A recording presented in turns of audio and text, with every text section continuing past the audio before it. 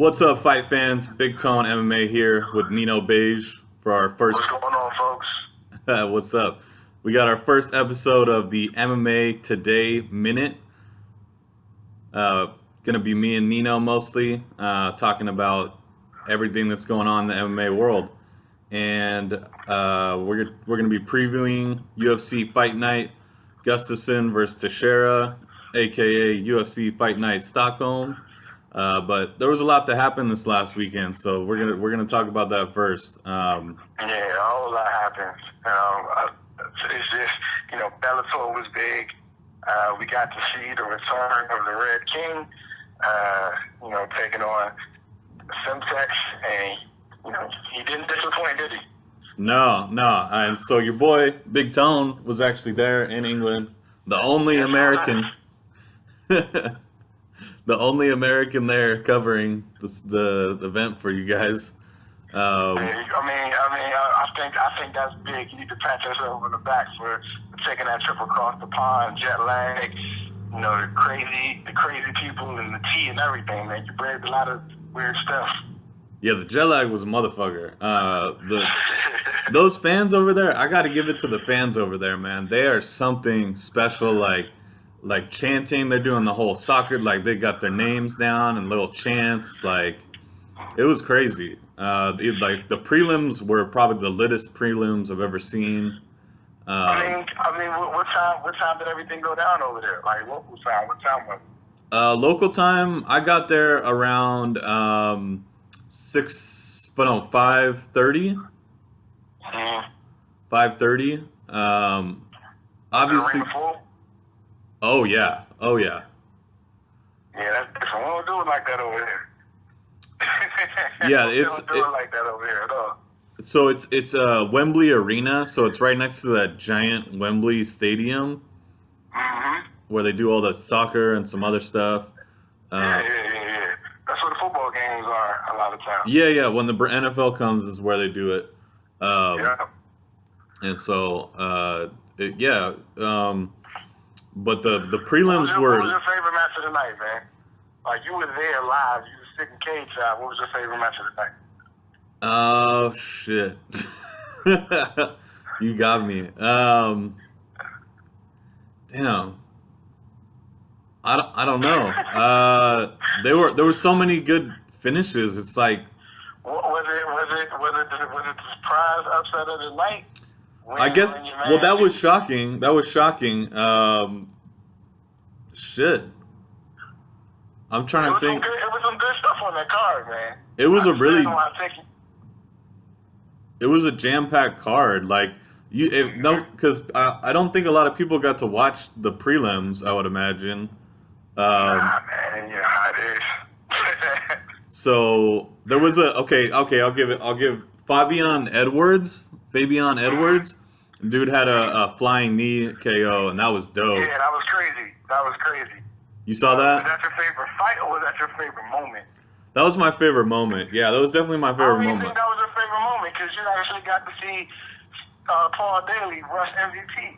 So I don't know if that was your favorite moment or not. Because you were texting me like, "Oh shit, wait till y'all see this. I'll be cool, man." Yeah, so that was crazy. Like Paul Daly. Well, we had seen earlier in the night, MVP was sitting behind us, behind press row or whatever you want to call it, or he was standing there just hanging out. And I was like, I had to ask, to confirm, that's MVP right over there. They're like, yeah, and he's tall, right? Oh yeah, he's tall as fuck. Slim. Yeah, he's tall. He's very noticeable. But I didn't want to say oh, MVP's here, and then be confused with some other slick slim tall dude, I got you. And anyway, so Paul Daly, after losing to Rory, that was definitely not my greatest fight of the night because it was just kind of, Rory just kind of dominated, and I don't know. Good for Rory, but what definitely wasn't the most exciting fight of the night whatsoever. Right. And Paul Daly calls MVP a pussy 10 times in his post fight interview out of nowhere. Like they're talking about, future stuff for him, and then all of a sudden he's just like out of nowhere, and MVP, you're a pussy, blah blah, pussy this, pussy that, and I was like, God damn, what happened? Like, and MVP had apparently moved from behind us to right in front of where the fighters exit the cage, and I would imagine MVP said something to him as he was coming out of the cage. He just got called a pussy how many times? I mean, according to what he told Ariel on some other show, I mean, he was the nice guy and the victim here. You know what I'm saying? He was the I'm sure. Yeah. But no, I'm sure you had a great time out in London town. You got to see Big Ben and, chill with the Queen and whatnot. But, as you're coming back stateside, while you're over there, the UFC is having their own. Oh, yeah. And watch out. You got to watch out for the vlog, too. I got all this shit in the vlog, so. I know you do, man.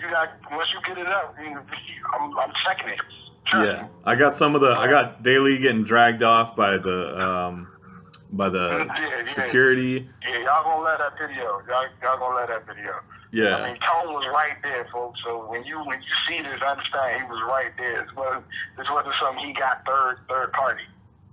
Yeah. He got it. You know what? How do you feel about the UFC?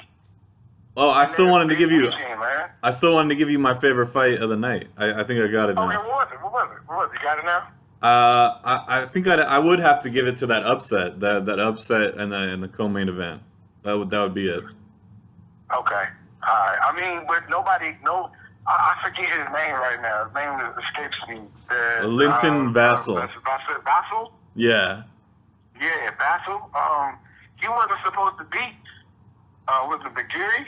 No, he was not supposed to beat McGeary. Nope, that was not supposed to happen. None of us had him picked. None of the staff writers had him picked. We were all going with the chalk, and he effed up the money bad, boy. Like in front of his hometown and everything. I mean, in front of his countrymen, I guess. Well, they're both. This was billed as the Battle of England because they're both from England. Yeah, that's what it. And the weird thing, like we had been talking about, and I know other MMA Today writers have been saying, Vassell's going to be able to get the takedowns, Vassell's going to be able to get the takedowns, but McGeary is going to, his submissions are so good, his jiu-jitsu is so good, he's going to be able to finish Vassell off his back. That's why I picked McGeary. I picked Vassell to come out heavy in the beginning because I didn't think he would want to go for the takedown, and I was thinking he wouldn't want to let the fight go too long for fear of the late sub or something. So I thought he was going to come out and try to bing him, and it never went that way. Yeah, he said fuck that, and he dominated him on the ground, and like McGeary looked like just helpless. Like I asked Vassell about it if he felt that, in the cage. And he said, like, that's how all my fights go. Like, I'm just really controlling it. Guys don't know how to deal with my pressure on the ground. But, like, that's... I mean, he was 500 coming into this, right? He was 14-14, wasn't he? I don't know his record. I think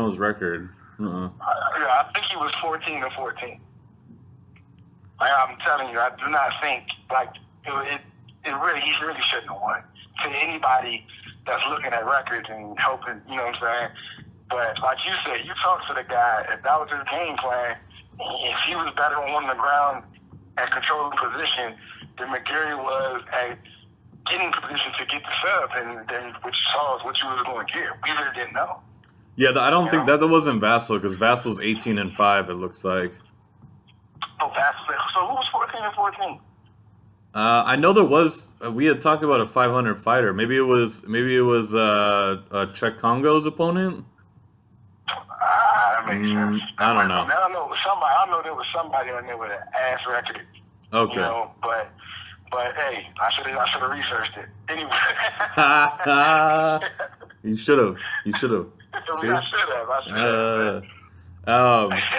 That's an inside joke. Sorry. Hey, y'all will get it. Y'all will get it one day. But yeah, it's yo, let's get. This weekend was a clusterfuck for a lot of people. It was a great event for a lot of people. Ally Quinta is yelling at anybody that'll listen. He's been going for 2 weeks.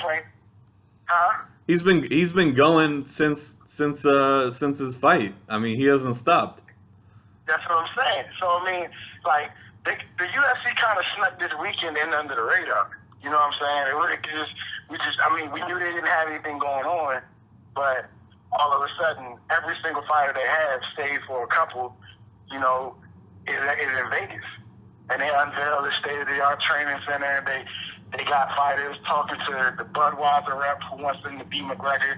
And then you got Kobe Bryant. And I actually talked to, you know this, the fans don't, or the listeners don't, you know this. I talked to Pearl Gonzalez yesterday. And she was telling me they brought out this long line of successful athletes to talk to them about certain things, like what to do, how to prepare yourself after fighting and after sports. Because everybody's complaining, everybody's talking about not getting paid enough. You know what I'm saying? So I'm thinking that the new regime is trying to set these guys up for life after fighting. I think that's what they're gearing themselves up towards. And what do you think about that? Well, first of all, I mean, did you see? You talked about Kobe. Did you see? Gosh, who was it? One of the women's UFC fighters actually asked Kobe what the Players Association, like how much it helped him in his career. So that's someone got that on video. I can't remember who, but that if you haven't seen. He supports the union because he helped run the union. You know what I mean?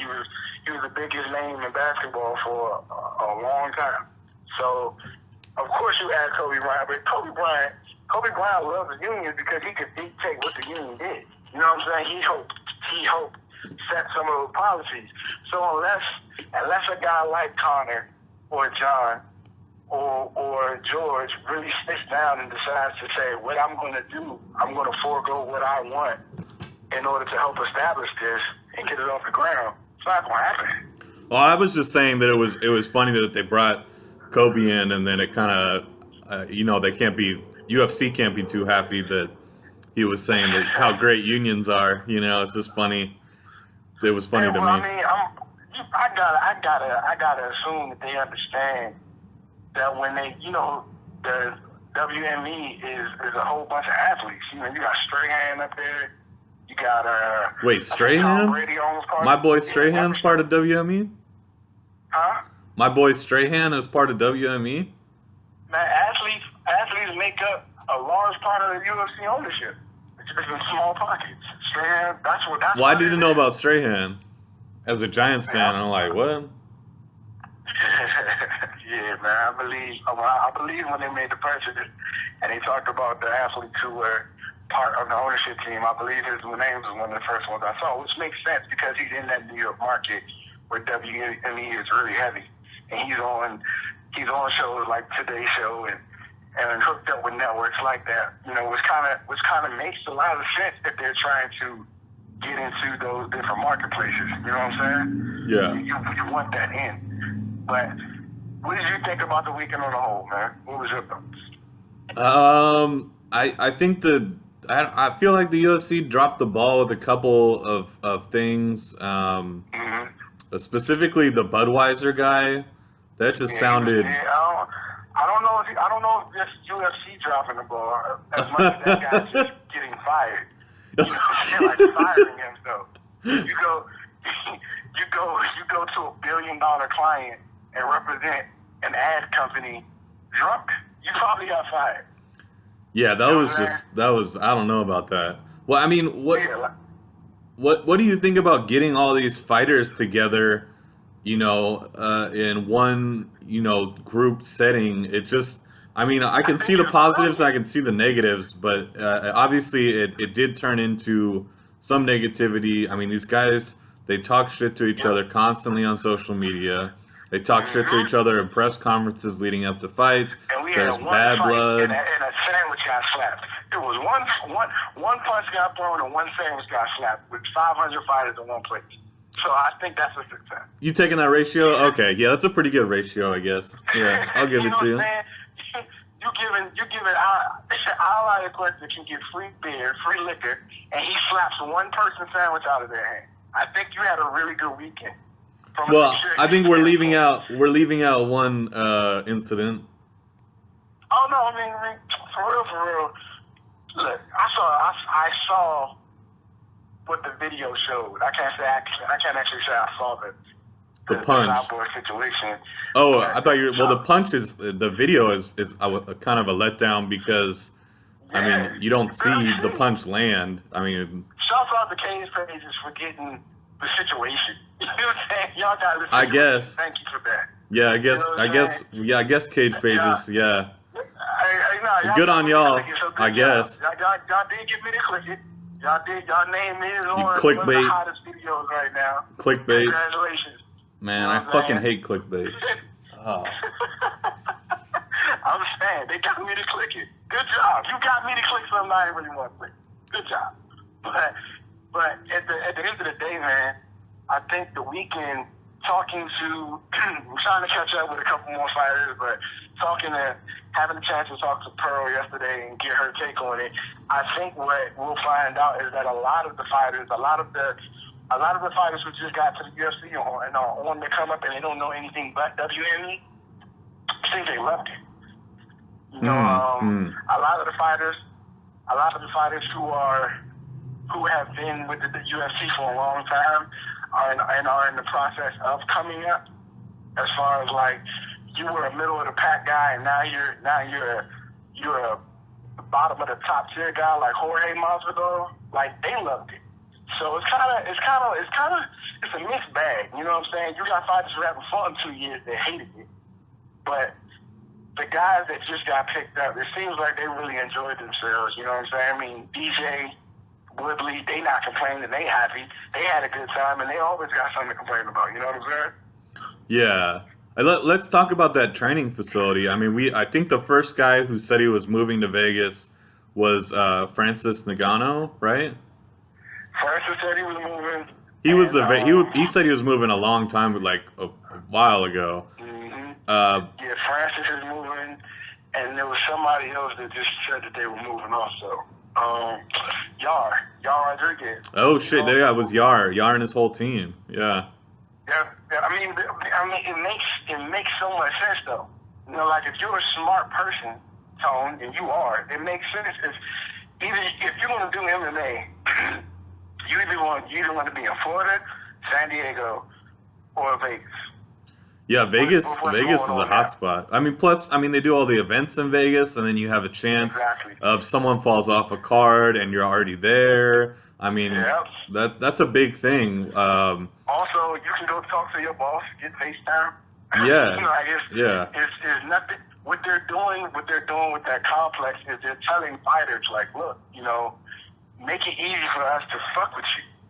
Don't, you know, like, we're going to give you what you need, and you don't even have, like, they're saying, like, you don't even have to, I've always said this, Tone, I've said the UFC is more like a team than a league. You know what I'm saying? You have said that quite a few times. Huh? I said you have said that quite a few times.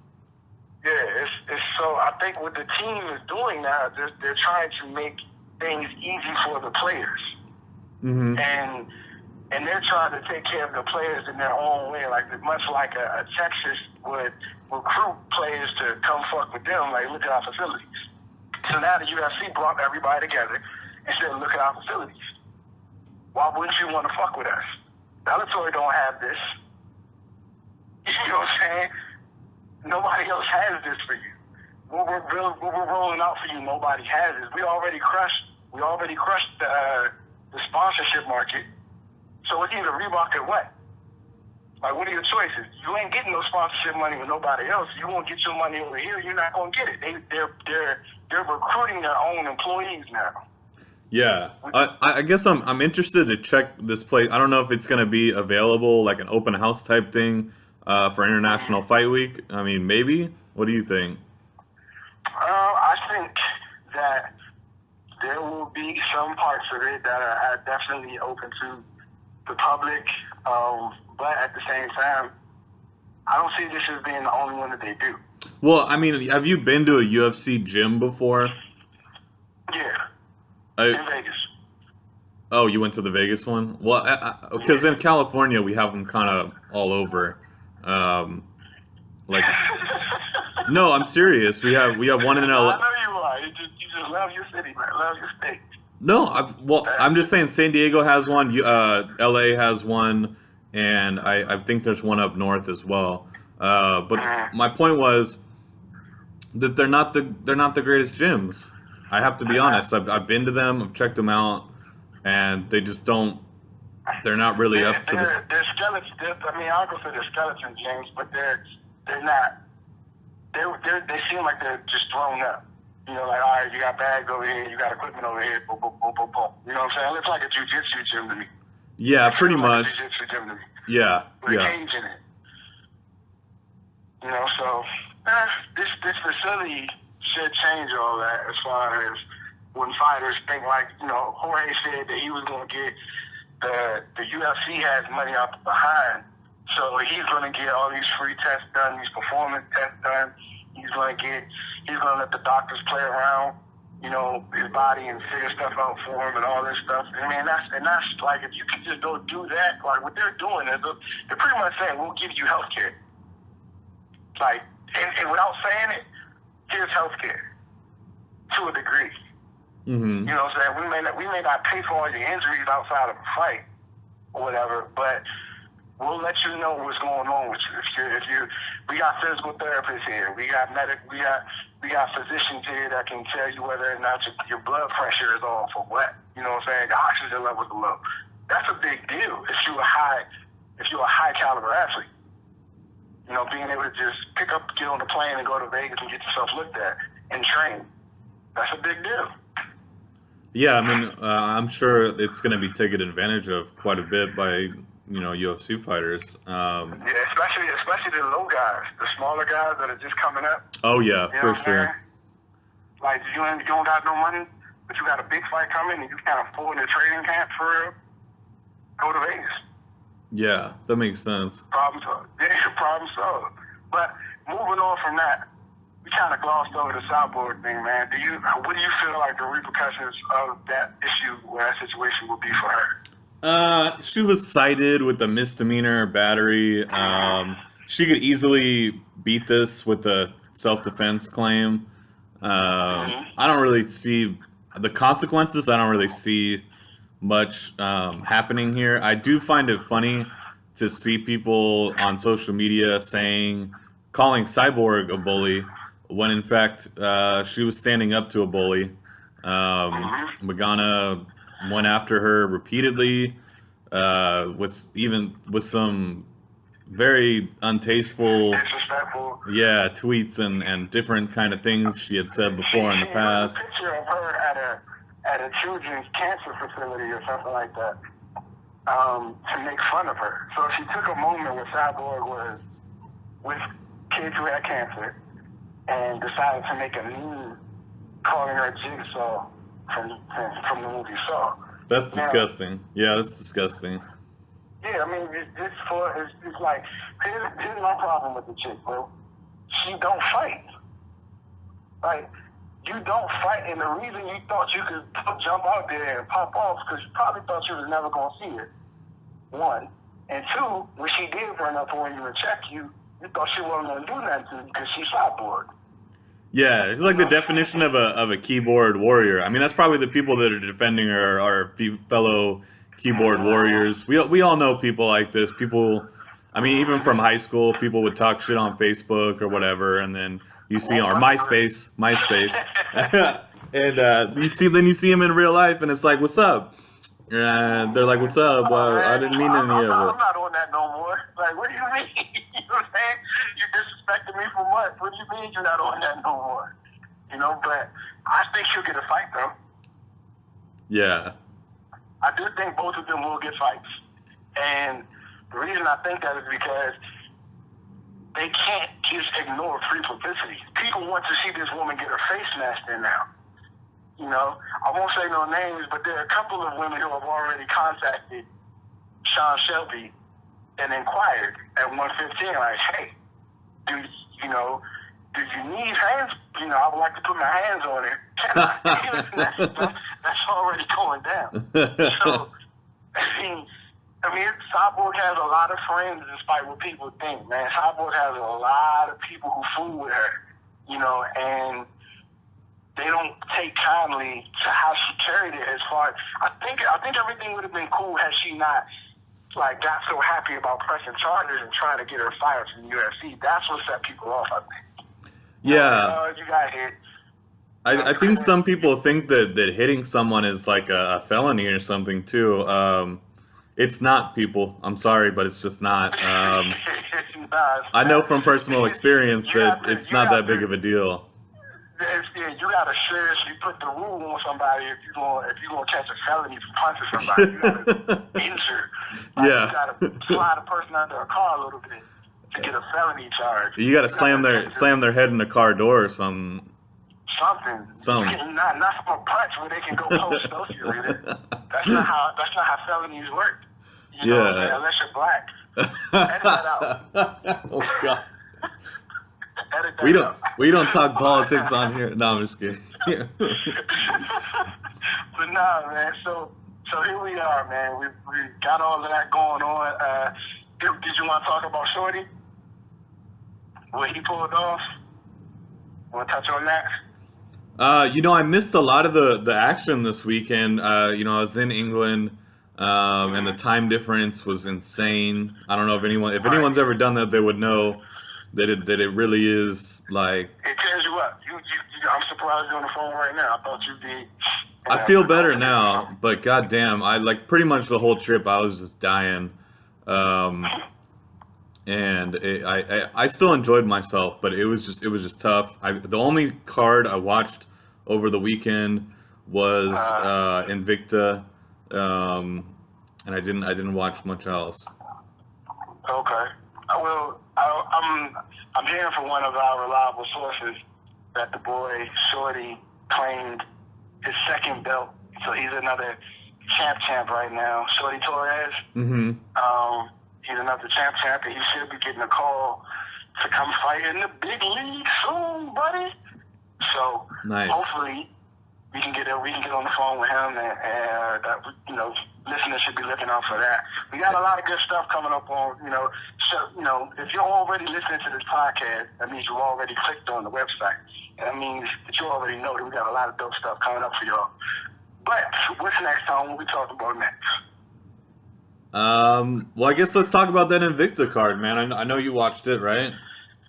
Yes, I did. Off and on. I'm an old man. I got family and kids, man. I was trying to stay awake. I missed some of it. I can't say there was much to watch besides the last two fights. It was kind of a lackluster.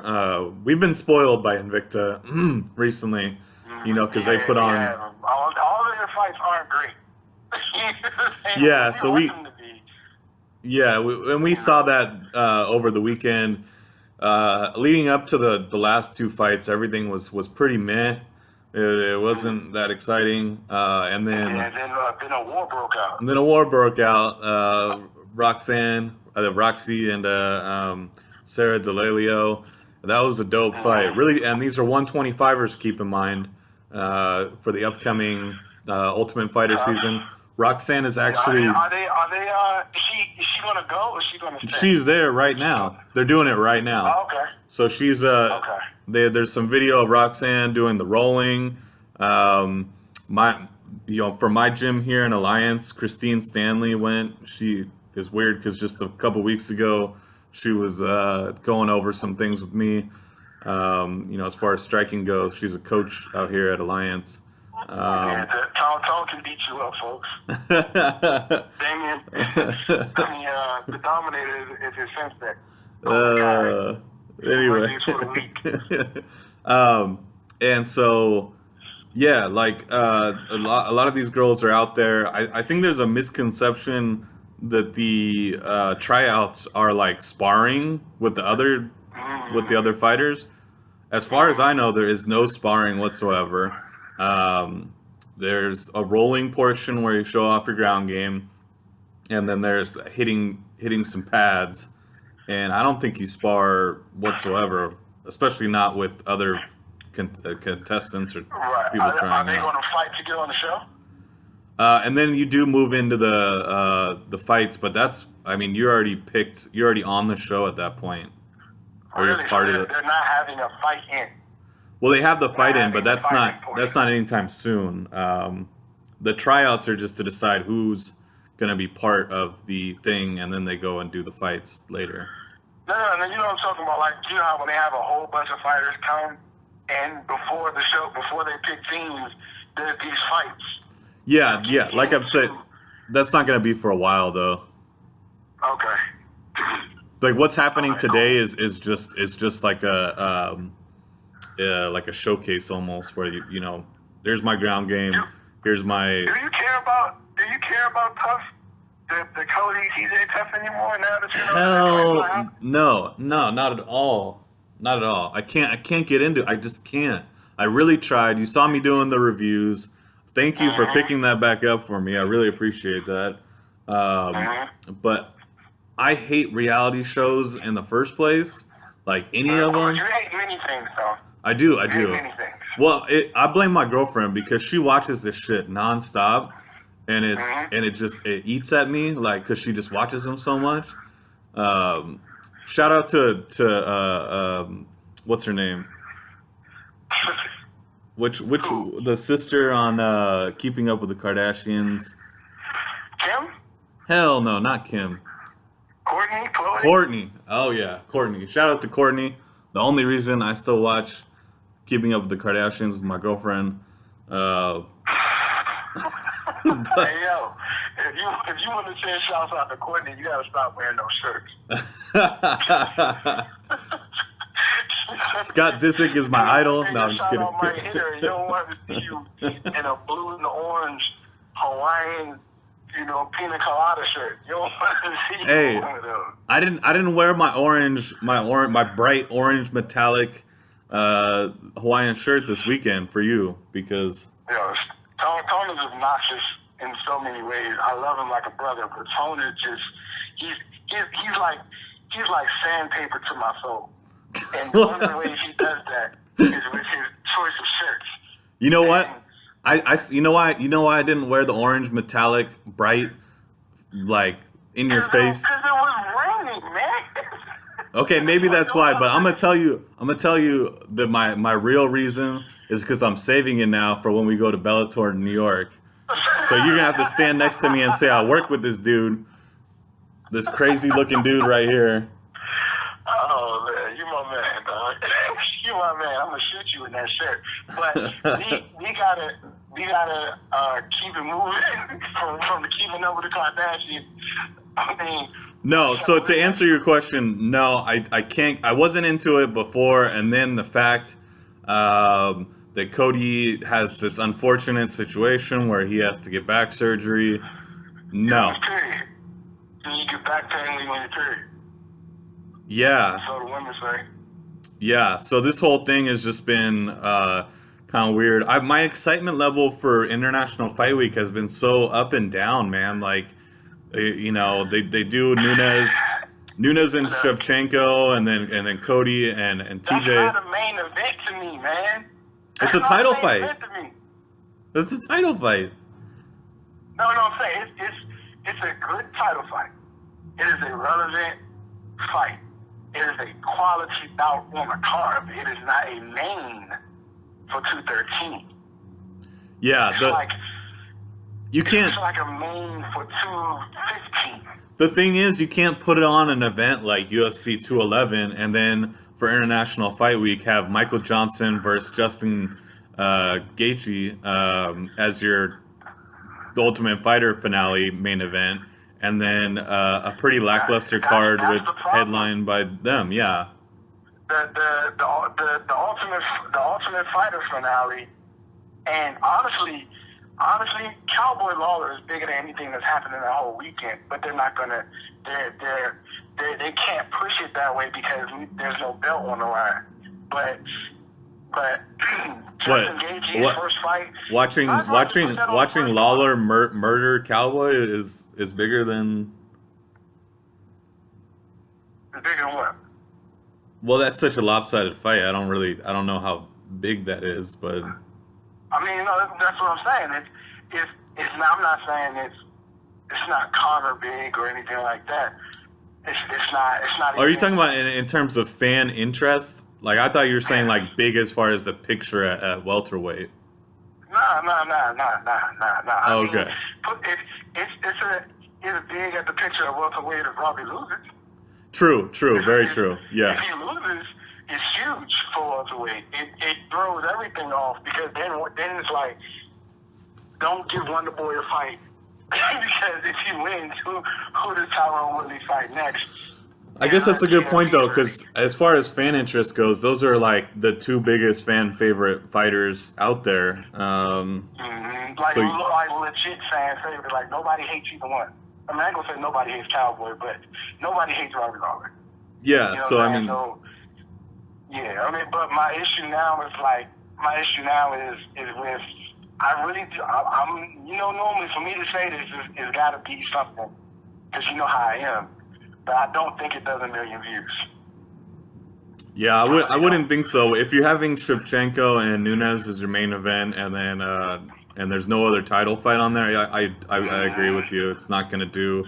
You got Cody and TJ on there for sure, but without Cody and TJ, nah, I don't see it. No, it's not top heavy enough, man. I mean, I think unfortunately the UFC. Like you said, you can't do 211. Then have Aldo fight at 2. Like, people hate Aldo now, so that's going to be big because people want to see Aldo lose. Yeah, it's so funny to me. But,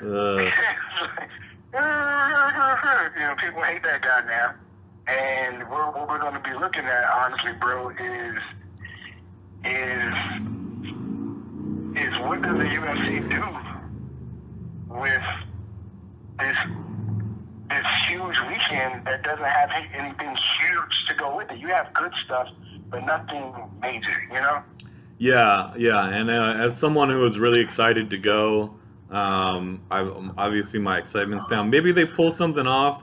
You know, a 135 is obviously blocked. You know, if Cody's out, you can't really do much with 135. You're not going to do another interim title when he's just yeah, that would be some bullshit. 135 is blocked.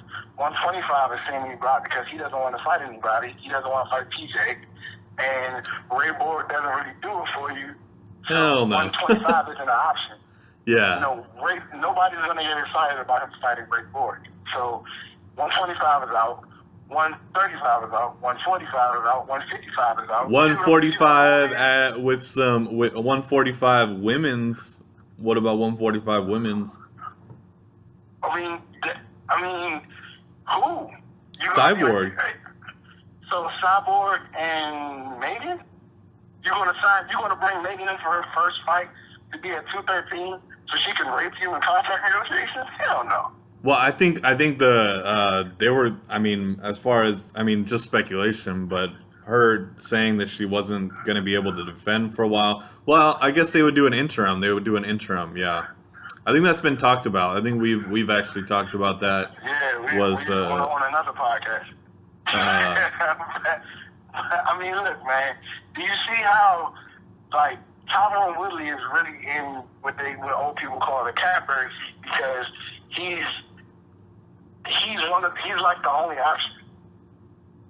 He really is. He really is the only, because you got Cormier Jones at 214.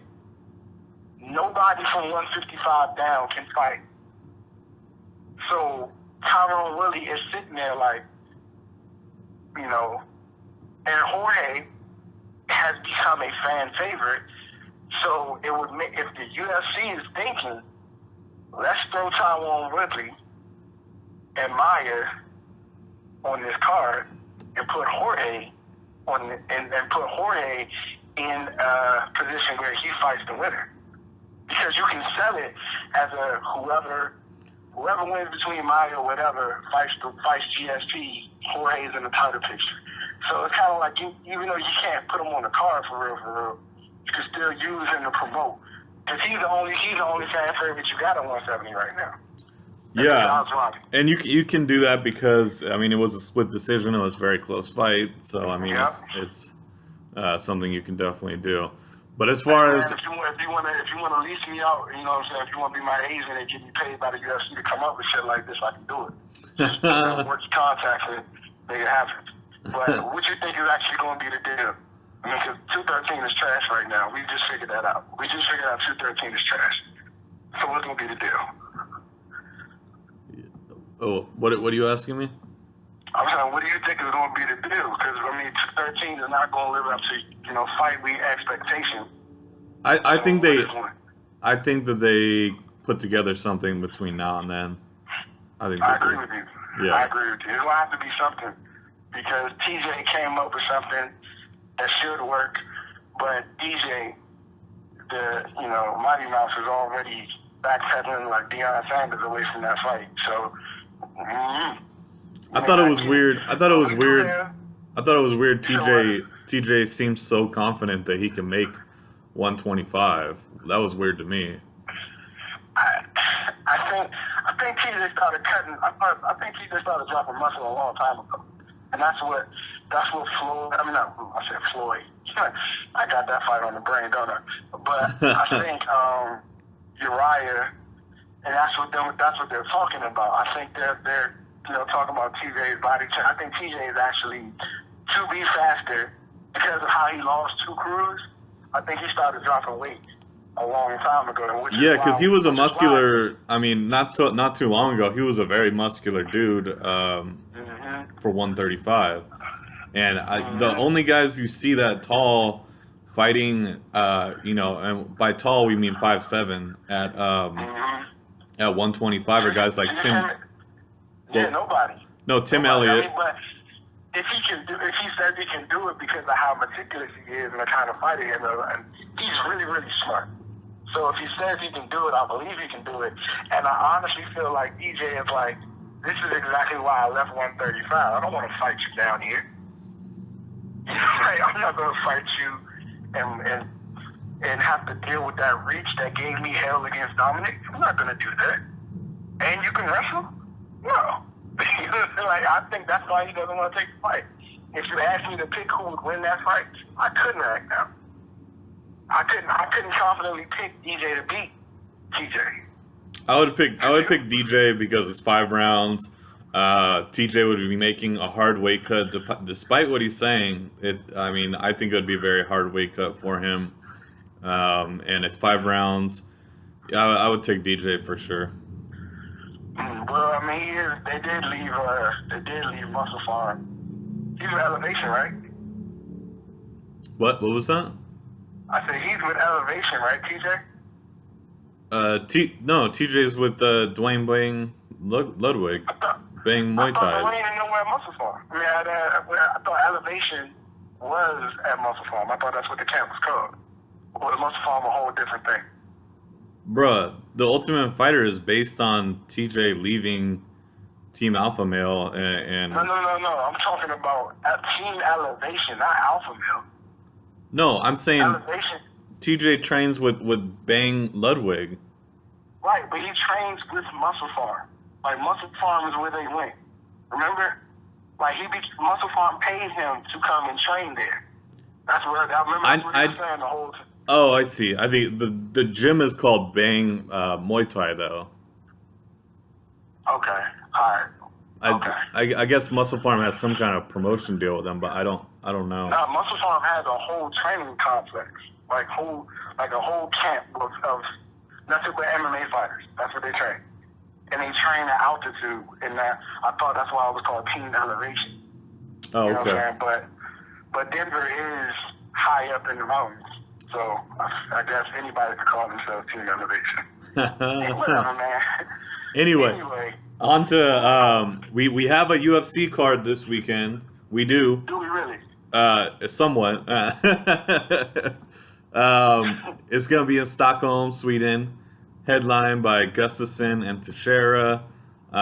Let's start with that one because honestly, after that, it gets a little less exciting. So yeah.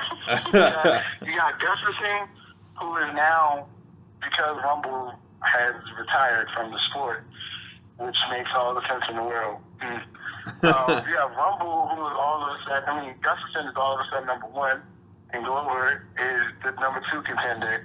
So these are the guys right behind John Jones and Daniel Cormier, and right ahead of Jimmy Manuwa. Yep. And you probably don't know anybody else in the division after that. There's another, the co-main event actually is another light heavyweight, but yeah.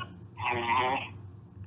I mean, he's got like Vulcan and Misha are definitely on the come up, but the main event, who you got, man? I'm gonna surprise you and go with my man Glover, who trains out of the Pit. Okay. I don't know why. Every time I pick him, he loses though, so I probably Did you pick him shouldn't. against Rumble? I pick him. I'm a homer. I pick him all the time. Okay. So Okay, all right. except when he fought John Jones, I did not pick him when he fought. I don't pick anybody against John Jones, so I did not pick him. This is an example where I try to tell Tone to take his emotions out of the thing. It's not an emotional thing. I have looked at the fight. I have looked at the fight. If this goes the distance, I think I would give the edge to Gustafson at that point. But these are 205ers going at it, and you kind of expect someone to hit the canvas. When was Glover's last fight, bro? What was that?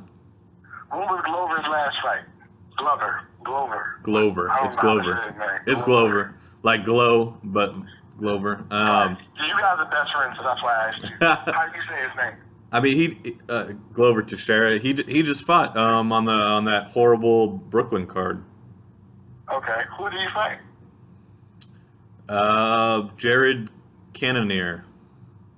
Okay, so he goes from fighting Rumble and almost dying to fighting Jared Cannonier and 13 seconds. 13 seconds. Right. Yeah, that was 202. He fights a lot. He fights pretty frequently. But he was on a really good tear before the Rumble fight. He beat OSP, choked out OSP, beat Patrick Cummins, knocked out Rashad Evans. This is why he's number 3 or number 2, depending on if we're counting John Jones as the contender. He went to a decision with Jared Cannonier, man. I'm not saying Jared's a bum or nothing like that, because he's not. But at the same time, if you're going to beat Alexander Gustafson, I don't expect for you to be losing. Or you to go in decision with the guys at this level. But this is also about matchups. It's not just. We could say the same thing about Gustafson, and in his last fight, he went to decision with Blachowicz. I will say that here's my thing with Gustafson.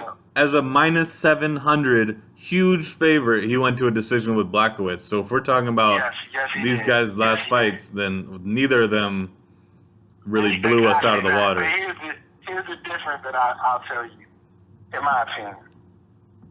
When they face the same level of competition,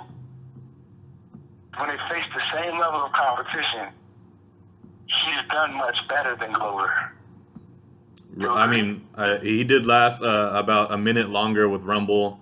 So I guess. Count Rumble. Everybody dies except for Dan Cormier. I don't know. I don't know if I buy into that. John was probably high, but he went 5 with John, and he. That's his crowning achievement right there. That's his crowning achievement. I agree with you. I gave him. Did you say you gave the 5 rounds to him, or what were you saying? Well, as far as which fight? Versus Jones. No. I said I can see if somebody wants to give him 5, but what Jones did he stole some rounds late. Like he turned so on his championship. Did you score it for Jones or did you score it for Gustafson? I scored for Jones. Okay. But I understand why somebody can score for Gus. Yeah, I had it for Gus. There were a couple of rounds where John Jones lost 4.5 minutes of the round.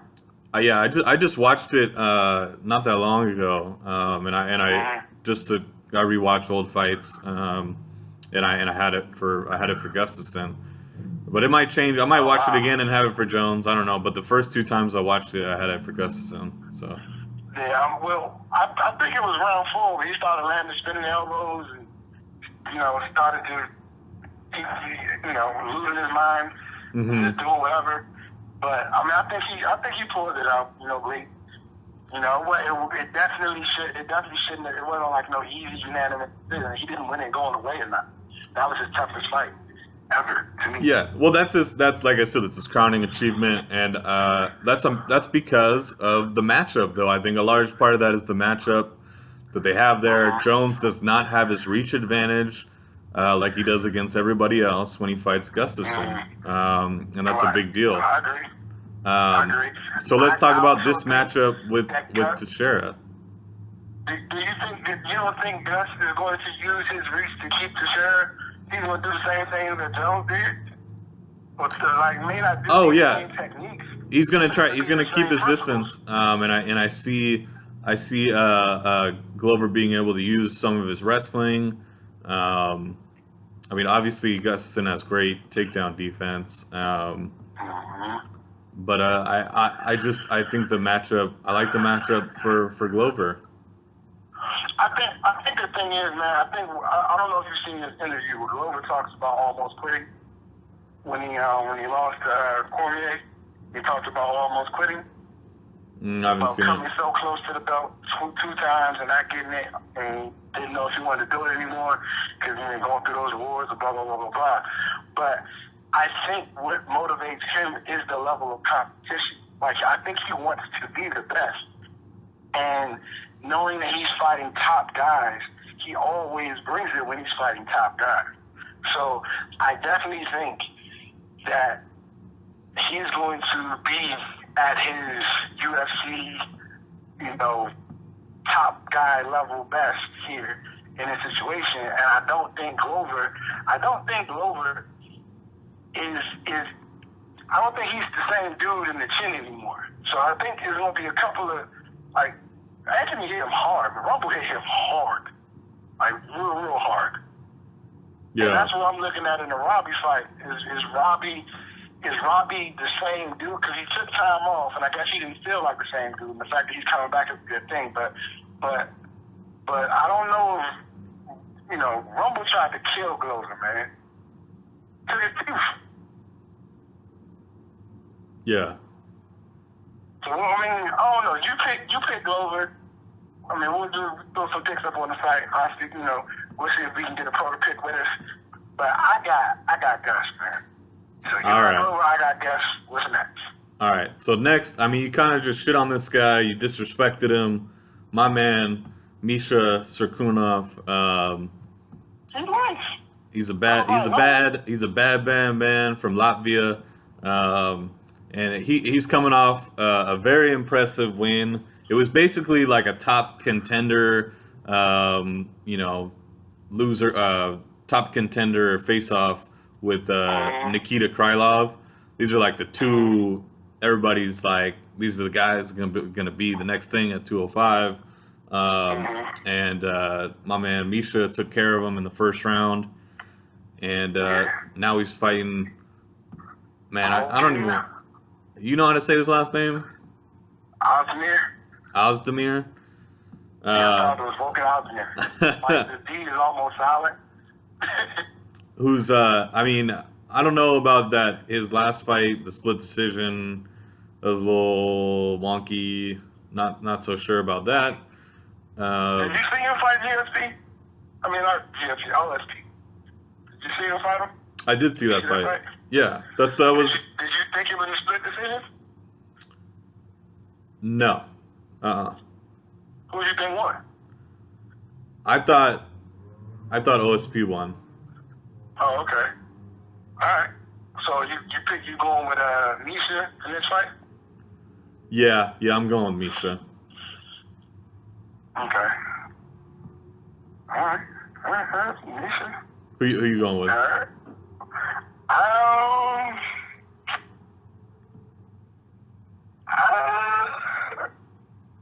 I think I'm gonna go. I'm gonna go with Vulcan, man. You like Vulcan? Yeah, I'm gonna go with Vulcan. I think he's fighting close to home. I mean, Switzerland might as well be Sweden to me. So he's fighting close to home. I think Latvia's farther away, so Vulcan have more countrymen. You know, those guys go crazy over that stuff. So I think it's going to surprise a lot of people. I think he gets the knockout. All right. On to the next fight, Ben Saunders versus Peter Sabata. Whatever. Sabata. Who you got, man? I'm gonna go with Ben Saunders. It's just I think. I mean, you need some more information on Peter before you can pick him against Ben Saunders. Is that what it is? Yeah, I mean, Ben Saunders is a very underrated guy. I mean, he's a deal, man. He gets lost. He's in a division, unfortunately, where unless you're one of the very top guys, you just kind of get lost, and that's just kind of where he's at. But this is a very, very good fighter, and I don't know that much about Peter Sabata. I can tell you he's gonna lose. But yeah, this is one of the bigger mismatches on the card, the card kind of gets hazy after here. I mean, we got.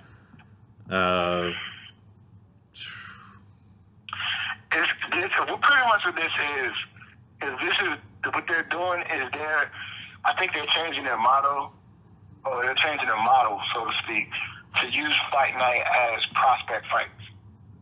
You know, yeah. Like we don't know what you are yet. We're trying to get you some exposure. We want to see how people react to what you do, using social media, blah blah blah blah blah.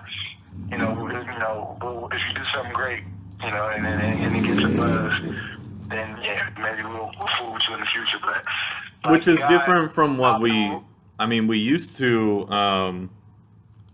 see. I guess this is more back when it was on Spike. Was the fight nights were like full of named talent, and then towards the end, I'll say towards the end of Spike, it was less and less. But I think that just has to do with the more if you're gonna put on this many events per year, it's just kind of what's gonna happen. Yeah, I mean, what they're doing, I think in my opinion, if you're gonna be rocking 30 some odd events a year and your competition is doing maybe half that at the most, you have to be resigned to let some stuff go. You know what I'm saying? And every fight can't be a great big fight. You might have to, it seems like what they're doing, you might have to switch it up. Because the guy in the next card, he's 7-0 with all his fights ending TKOs or KOs. So I really feel like some of these guys are just getting an opportunity to be seen and make a name, and that's all this card is for. What time does it go down? In the States, it's 1 p.m. Yeah, that's what you got. Yeah. This is happening on Sunday at 1 p.m. football time. Yeah, I mean, and I don't want to, I want to give these guys the credit they deserve. I mean, there are some, good fighters past this. We got Omari Akhmedov, 16-14. I think he's undefeated. He might beat Kyle. I think he's 16-3. Yeah. 16-3. Really cool nickname, Wolverine. And he's been in the UFC for a while. He's 2-2 in his last 4 fights. So, but he did have fight of the night, to his credit. and he lost in round 3, but got KO'd in round 3. But he will bring the war. So I think that's, like I said, these guys are getting opportunities. Like we want to give everybody credit. Anybody that steps inside the cage, you have our respect, no doubt. But it's just some of these guys we just need more information on. Well, we know. I guess there's some more guys on here we do know. Alex Nicholson is the guy we know. Yeah, we do. The Spartan. He's Crazy, man. Was this his second fight at middleweight? He started out at heavyweight, and he keeps going down. It seems like every fight. Yeah, I mean, I guess you saw it. Shouts.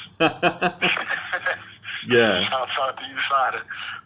But the last guy that he fought and lost to was Sam Alvey. He lost to unanimous decision in Sam Alvey. It wasn't a bad fight on his part. It was just, Sam had a good day. He's fighting Jack Himmerson. Jack the Joker Himmerson, who is actually from Sweden. He's a native of Sweden. So this is going to be a really interesting fight between two guys who like to strike, don't want to go to the ground that much, it seems like, and both of them have heavy volume, and their reaches their reaches are crazy, 77 to 81. So expect a lot of I think I can hit you, but you can't hit me, type stuff, counters and whatnot. It should be a good fight, you think, or no? Yeah, I like that matchup. That should be a fun one. I think a lot of these will be fun fights. Actually, I think all these will be fun fights. Honestly, I mean, I don't see a bad matchup. Who's the guy? Honestly. Who's the guy who does the matchmaking for these? It's not Shelby because he doesn't do the smaller cards. I forget who it is. I think they do it like the lottery now. They just throw like your name on a ping pong ball. Oh, come on. No, they got a guy. They got a guy, and he's been doing a really good job. I'm not sure. I can't remember his name. Hey, whoa! I almost didn't see this. They slid a Reza Mad Daddy in there on us. They slid Reza in. Reza's on the prelims, dude. What? Oh, wow. Yeah, you're right. Yeah, Reza's on the prelims. They're like, you got to get up early to watch this stuff. You got to get up dumb early to watch this card. Hey, it's going to be 8 a.m. for the prelim for you. Man, I don't know. Yeah, I'll obviously I'll watch it. Wow, this is weird too. They snuck Marcin Held, former top prospect, lost his first 2 fights in the UFC, but he's the very first fight. Of Joe Lozon. Yeah, Joe Lozon beat him, split decision. Well, I mean, I think Joe even said he lost that fight, right? Yeah, Joe said he lost it until he watched it. And then he was like, I'll see what I give it to him. So anyway, very close fight, and this was a very hyped up prospect coming into the UFC, and he's the very first fight on Fight Pass. So that's he's on Fight Pass. That's a little weird. I don't know. I know they like to throw Fight Pass a bone, and that's probably what they didn't throw Fight Pass a bone this time. But you don't like Marcin Held? It's not that I don't like him, but they definitely didn't throw him a bone. They didn't throw Fight Pass a bone because Fight Pass is going to be on at 7 o'clock in the morning. Yeah, no, I feel you. Not really a bone. But who else are we missing? Chris Komazi is on this card. Oh, shit. He's just, if you like somebody that's going to go in there and try to bang, then you like this guy. Yeah, I like Komazi. Yeah, Trevor Smith, who, if I remember correctly, Trevor Smith is not really, he's not the hardest puncher, but he'll get in there and he'll go for it. He's fought Andrew Sanchez. He's fought Joe Gigliotti. He beat Joe. He fought Dan Miller. He beat Dan. All of these are by decision. So don't, pretty much what you got is you got a guy who's gonna bring it, but he's probably not gonna knock Chris out. And you got Chris, who is just gonna be in there to throw the hands. So that should be like we said, man, a lot of fun fight. Not a bad matchup on the card. if you wake up early enough to watch this shit, I don't think you'll be disappointed. Um, but yeah, I mean, and that's not the only MMA going on this weekend either. Who is not? We got ONE FC. We got Ben Askren, Angela Lee. Mm-hmm. They put together kind of all their stars on this one card. Yeah, he said he's trying to fight on every card for the rest of the year. Ben, that's what Ben said. I doubt it. I don't know about that. Shinya Aoki is gonna do a grappling match with Gary Tonin. If what? Yeah, that's kind of crazy. Gary Tonin's a world class jiu-jitsu ace. You know, if you're in the know in the grappling world, which I am not, but I just kind of know a little bit. You know, Gary Tonin's a huge name, so that should be kind of fun to watch. I think it's a surprise that they're going to do that to me. Yeah, it's just kind of a fun thing to do. But in the States, I believe you have to have a Flow Combat subscription, which I don't know anybody that has one. But yeah, if you actually we do. DC has one. Sure, somebody on the staff has. Yeah, DC has one. That's right. But yeah, if anything's gonna motivate you to buy a Flow Combat subscription, I think this card would be one of the things. Yeah. Hey, yo, time out. This has nothing to do with what we're talking about, and I know you're going to enjoy this because I'm definitely taking you off topic here. But the guy, you probably can't pronounce his name, but his name is Bojan Dilikovic, and he's probably what Roy McDonald was supposed to look like. Like, go look at this guy, and he looks like Roy McDonald light. From the UFC card? On the UFC card. He looks like what Roy used to look like. When Roy was all young and didn't have his nose smashed in a whole bunch of times, and he smiled, you know. What's his name? Roy likes people. Boy, he's on the prelim, and he's the first fight on the prelim. His name is. Oh, the guy fighting Marcin Ho. No, the guy fighting Nico Musoke. What? The first fight is Marcin Hell. He's not on the Fight Pass prelim. He's on the FS1 prelim. Oh, I see. Yeah. Okay. Does he look like Roy Light? Like Rory McDonald? Before his nose got all fucked up. Yeah. Oh shit. We got to talk about Rory, man. Rory is because I was in the post fight scrum at Bellator. Man, that dude is just scary. Like He's special, man. Yeah, like. Some guys put on an act and they're like, they play the crazy guy. Like Rory ain't playing. Yeah, he's not joking. I asked him a question about what did I say? I asked because Scott Coker had said that they were thinking about going to Canada in 2018, and I asked Rory about going to Canada in 2018, and obviously like to be on the card. What does he think about that? Man, and he just looked at me with like a death stare. It was like, they're not going to Canada without me. And that was like his whole answer.